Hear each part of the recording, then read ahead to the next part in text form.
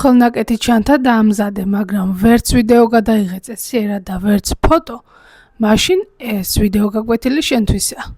ჩემმა გამომწერებმა უკვე იციან, რომ ჩემს არხზე უამრავი ვიდეო გაკვეთილი დახვდებათ, როგორ დაამზადონ ჩანთა და რა უნდა იცოდნენ იმისთვის, რომ ჩანთა დაამზადონ. ახლა კი გასწავლით კიდევ ერთ ძალიან მნიშვნელოვან საკითხს, რომელზეც უამრავი ადამიანი მწერს. როგორ გადაიღონ მსგავსი ტიპის ფოტოები. თან სახლიდან გაუსვლელად. ამისთვის დაგჭირდებათ თქვენი ხელნაკეთი ჩანთა,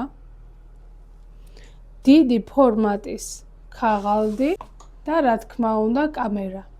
მე ან ტელეფონს, ან ჩემს აპარატს ვიყენებ. ერთი შეხედვით რთული საქმე იმაზე მარტივია, ვიდრე გგონიათ. ქაღალდის დიდი ფორმატი დაამაგრეთ თქვენთვის სასურველ ზედაპირზე, შემდეგ ქაღალდზე მოათავსეთ თქვენი დამზადებული ნივთები და გადაიღეთ ფოტოები.